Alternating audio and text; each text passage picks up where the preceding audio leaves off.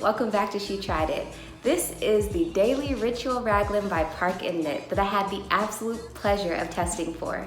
If you watched my previous pattern, you know that I started structuring these videos to provide you with the most helpful information that I can. These videos have 4 sections with timestamps linked in the description box below.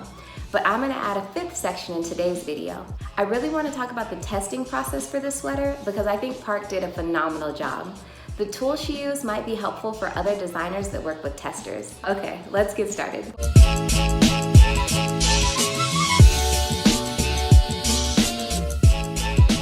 If you watched my 2021 goals video, you know that I wanted to complete a knit raglan or top-down sweater because I have never done one before. After making the stroll sweater by Ksenia Design, I love how you can try a top-down sweater as you go. I also wanted to do a knit pattern test in 2021. Something about them was just so terrifying to me, and I really wanted to nip that fear in the bud this year. Well, with this one project, I was able to knock out those 2 goals, and I was selected for this test very shortly after I created my 2021 goals video, and I'm so happy I was.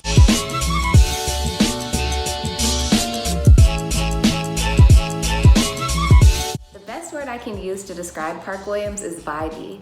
She describes her life work as being a knitwear designer, actor, and cozy life enthusiast. Also, she currently resides in Chicago, Illinois. I believe I mentioned this in my 15 Random Facts About Me video, how I attended college at Bradley University in Peoria, Illinois. And most of my friends in college were from Chicago, so I am very familiar with how amazing people from Chicago can be. Park is no different. In doing a bit of research for this section of the video, I stumbled upon the loveliest blog post from Park where she describes how she learned to knit. I don't even want to try to summarize it. I'll just leave a link to it in the description box below.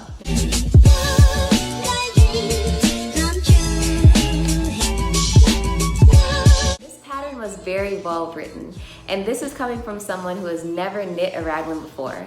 Her instructions were very clear, and since this was a test pattern, I was able to provide Park with suggestions on how to make it even more clear for a beginner. I think we all know that I'm a bit of a nerd, and with that said, I did overdo it with this pattern. Although it's completely unnecessary, I created an Excel spreadsheet for this pattern. All the advanced knitters out there are probably looking at me crazy right now, but any beginner tuning in, please take this suggestion. In this pattern, Park would tell you how many decreases or increases to do and how many times to repeat. I think a regular knitter would just use stitch markers to keep up with this, but I thought my little spreadsheet worked extremely well.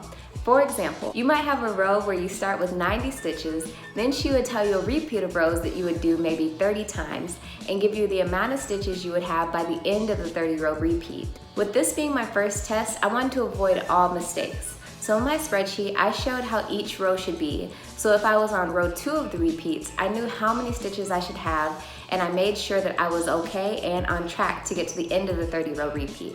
Again, this is not necessary at all, but I highly suggest this spreadsheet for anyone who is a beginner at making a raglan, and I really hope this explanation made sense.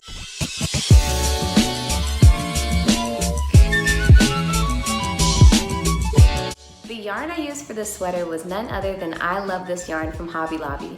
Again, Hobby Lobby, I would love to team up with you guys, but as you all know from my 2020 favorite video, this yarn was already a go-to for me.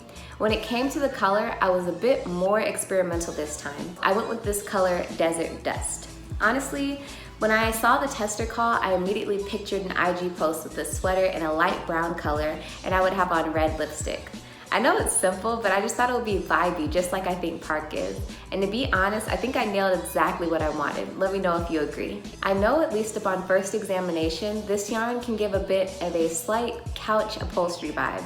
And honestly, I understand that it might not be everyone's cup of tea, but this shade of brown is so gorgeous to me, and it can be paired with so many things in my closet. And also, because it is a bit of a gradient brown, it gives the sweater more texture and dimension than if I had just used a solid color. I was able to complete this whole sweater with only 4 skeins of yarn. This is literally all the yarn I have left from the 4th skein.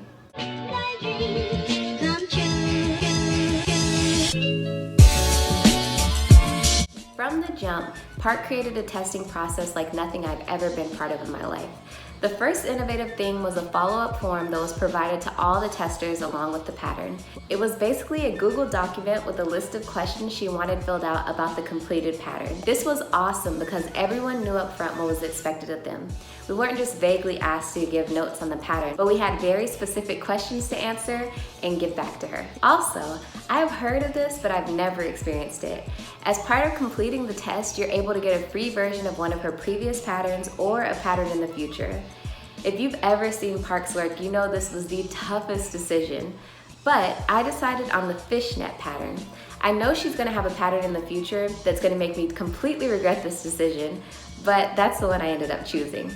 I love this lightweight cardigan. It'll surely get a lot of use in this hot, humid Houston weather.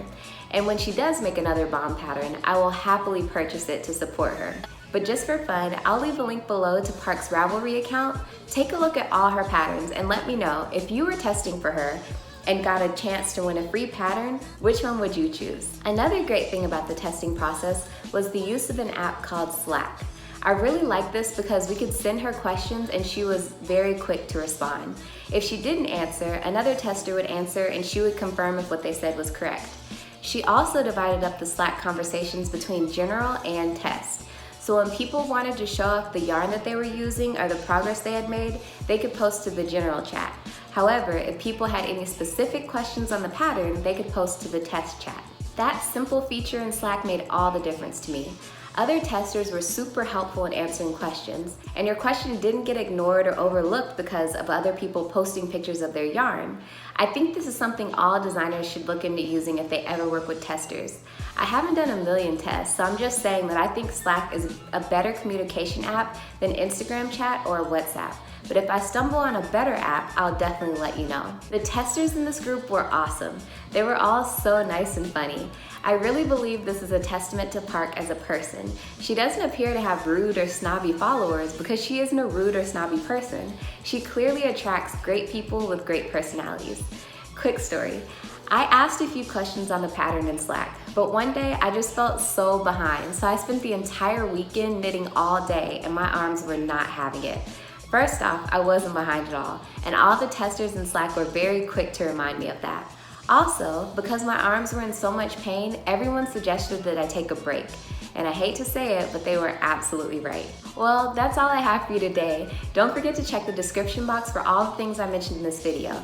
Let me know if you have any questions. I hope you find yourself either testing or simply completing a Park and Knit pattern. And if you do, definitely let me know. See you in my next video. Bye.